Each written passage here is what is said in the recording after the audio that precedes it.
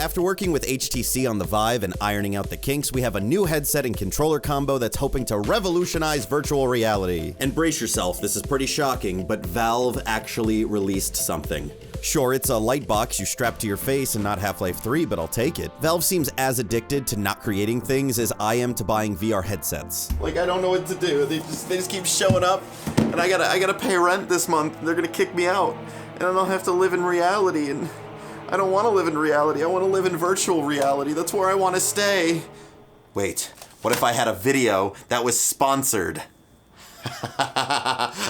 This video is again brought to you by Amino. Amino is a platform for different fandoms and groups to come together with common interests. And now they've officially launched Amino Stories. Amino Stories combine interest-driven topics and a fun short-form video format in a way that is unique to their platform. Instead of just quick off-the-phone content like, hey guys, how's it going? These are more well-put-together short-form videos that can actually discuss an interesting topic. Today we're talking about virtual reality and specifically ray tracing. I actually have a new story on there now that relates to this video talking about real-time ray tracing and how I think that is really beneficial for VR. But if you're interested in checking that out, make sure you click the link in the description below to check out my Amino page and follow me on there so you guys can see all the stuff that I post. In games like Battlefield 5 that are first person on your computer screen, it doesn't really affect you that much because you're already looking at a screen, you know it's not real. So thank you so much to Amino for sponsoring this video, and now let's get into the index.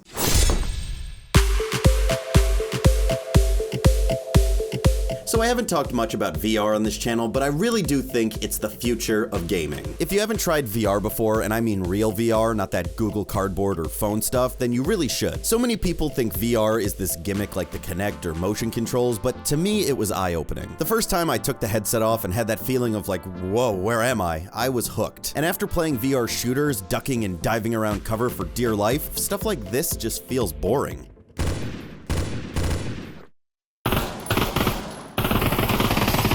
I never take off the headset without a big smile on my face, thinking, wow, this is the future. And the future is now with the release of the Valve Index. I feel like I should be on stage. The future is now, buy our headset, but I'm not sponsored, and at least not by them.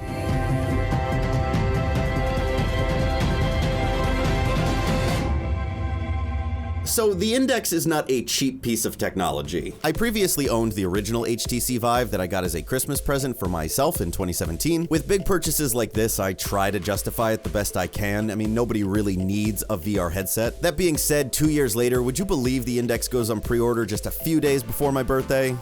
I'd been wanting to upgrade since the new high-res headsets were released and the original Vive was falling behind. Woe is me with only a Gen 1 VR headset. Oh, whatever will I do? But yeah, with my birthday coming up, it wasn't a hard decision, even with its ridiculous price. The full Valve Index kit, including the headset, sensors, and controllers, costs $1,000. Mother of God. Now, they do offer bundles, thank God, so if you just want to get the controllers to use with the Vive, you can. Or if you already have Vive sensors, you can save a few hundred by leaving those out. That's exactly what I did in May, dropping my pre-order and waiting for the future to arrive. And it did, 2 months later. I rushed to the office, box in hand, ready to play with my new toy, but decided to be responsible and finish the ARC video for Neebs Gaming first. I'm bankrupt! I heard. I've never been more focused in my life. Like a kid on Christmas morning, I knew my goal. Get inside that box. There's gotta be a better way to say that, but anyways, let's unbox it. All right, hey guys, welcome to the unboxing part of this video. Now this is before I've even gotten to play with these things, so right now I'm itching to get inside, so I figured I'd do a little unboxing thing to see how they come, because they come in these nice, lovely black boxes with, ooh, look at this holographic tape. Actually, the unboxing experience starts right when you even get the box in the mail. Remember guys, it's important that, you know, this box doesn't get in the rain, or doesn't break, or isn't near magnets, and you've got to make sure you love the box, because it is your companion. And make sure the companion box is always right side up. I love how the box is even part of the unboxing experience. Anyways, we're gonna start here with the controllers before we get into the headset. I've already cut the tape, and da-da-da-da-da-da-da. Ooh, Velcro, that's what you're paying the money for. We have a little book with probably a bunch of stuff I'll never read, but nice cool logo. A wire for charging said controller. There's also little straps that go around your wrist, I presume. And here are the stars of the show. We will get the box out of the way. Now these are actually smaller than I originally imagined. If you don't know the basic idea, they go around your hand like this, and then you pull the string. Wow, that actually feels really good.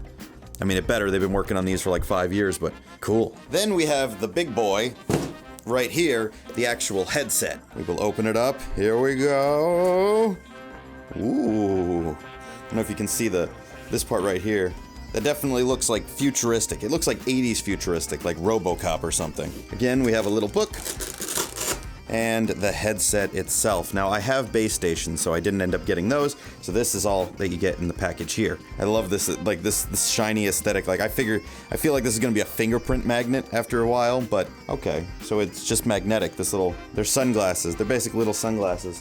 And it just pops on the front there, magnetically.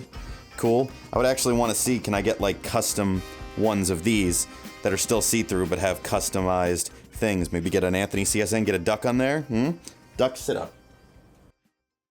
Once you get it out of the box, which we just did, setup is pretty straightforward. Unlike the Vive that had a separate box, the Index plugs directly into one display port, one USB 3, and a plug to the wall. Luckily, there is a breakpoint in the cable in case the wire gets stepped on. And yes, the Index does still have a wire, which some people see as a negative. I've seen people surprised that the latest and greatest headset has a wire, but it's because it's high-end that it still has one. Wireless options exist for the HTC Vive, and I'm sure one will come out for the Index, but the technology just really isn't there yet to support it. The devices are bulky, they drain batteries, and even with all that, they seem to be unreliable at the 90 Hz most headsets run. Making it worse, the Index now features 120 and 144 Hz modes they couldn't hope to reach. But these high refresh rates are definitely a welcome addition. Along with the higher resolution panels that drastically reduce the screen door effect, the image is noticeably clearer, especially when moving your head back and forth as long as it's properly secured. Matched with the Index's wider field of view makes it a clear upgrade from previous gen headsets. The FOV can be controlled by a dial on the side, which also makes room for those who wear glasses. I did notice the Index is a little less accommodating with my wide frame glasses that do fit in the Vive but are a really tight fit here. When cranked all the way down though, you can feel the lenses pressed right up against your face. Yes, it feels kind of weird, but I'll be damned if that FOV isn't more immersive. By the way, I forgot to mention in the video, the speakers on this are really cool. They don't touch your ears,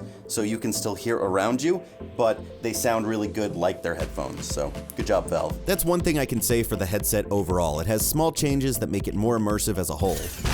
Super hot. So much for screens will make you go blind, right, Mom and Dad? While the headset's certainly an upgrade, more people are excited for the Index controllers, and I have to agree. The Knuckles controllers have been in development for years, almost becoming the Half-Life 3 of VR. But look, they're finally here, and were they worth all that wait? Yeah. The Knuckles, now just called the Index controllers, got their codename from the strap that goes around your knuckles. With this, the controllers are fixed to your hands, allowing you to have full hand motion without dropping them. Past VR controllers had a grab button, meaning press to pick up and press to put back down. But with the Index, it's as easy as just dropping something. Games like Super Hot, where you have to throw a lot of items, were clunky before, but now feel like second nature just using your hands. The other big feature of these controllers is digit tracking. The controllers know where your fingers are, allowing you to do this in games. Games are limited right now with how they implement the finger tracking since they weren't designed for it originally, but as we move forward, I can't wait to see how developers use it, and again, it's definitely more immersive. Hello, it is me again, Friendly Frank, who you murdered after I only wanted to be your friend. In games like VR Chat, you get used to pressing buttons to perform different hand poses. So I can talk like this by hitting certain buttons and pointing at you and pointing at that and pointing at that and then doing whatever that is, and then this, and thumbs up, and oh, look at my fingers moving. But just using your hands naturally removes a layer your brain has to overcome in immersion. With the Index controller, it's much more natural to just be like, hello, how are you? That guy over there, pointing at him, hey everybody, hi. They've also made some quality of life changes, like making the Steam menu button small and hard to accidentally hit. And that was a problem with the original Vive controllers with the button. Wait, am I in VR right now? Oh, these things are getting too real.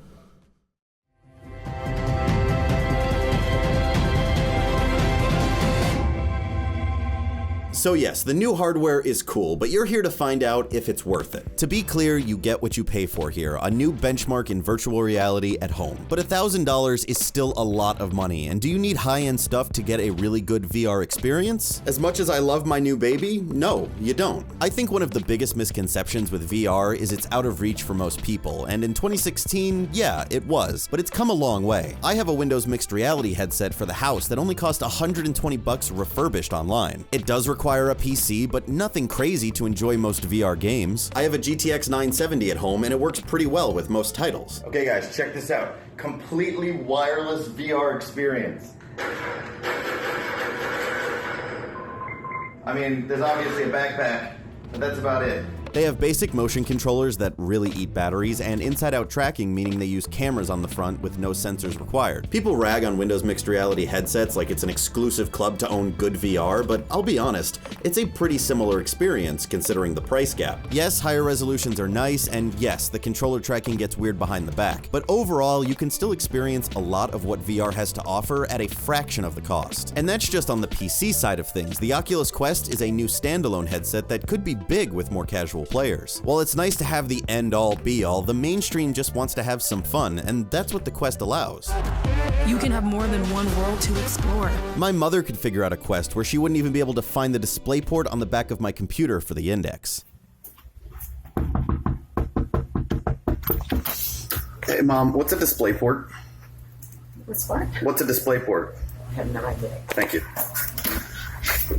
So those are good places to start if you're just getting into VR, but what about the hardcore VR gamers? Should they get the index? If you already own the Vive, and especially the Vive Pro, my initial response is to wait and get the controllers instead. While the increased refresh rate and FOV is nice, I can't say they opened my eyes to new VR experiences. I think our brains do a lot to fill in the gaps in VR, and while it does look much clearer in the index, it's still the same experiences. Put her there. New vice president in charge of hands. That's right. You heard me correctly.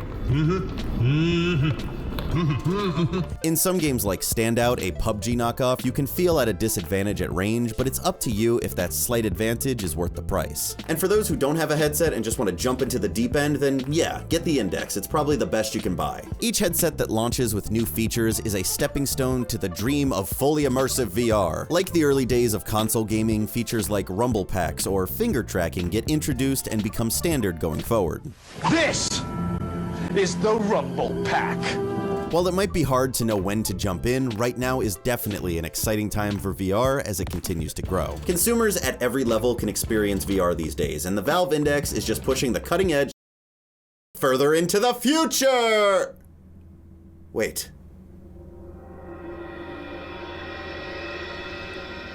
Whoa. Oh, I never actually had the Index. It was all virtual. At least I still have my big pile of money. Wait. Hey, I do have the Index. Money? Ah, crap, I spent it all on this.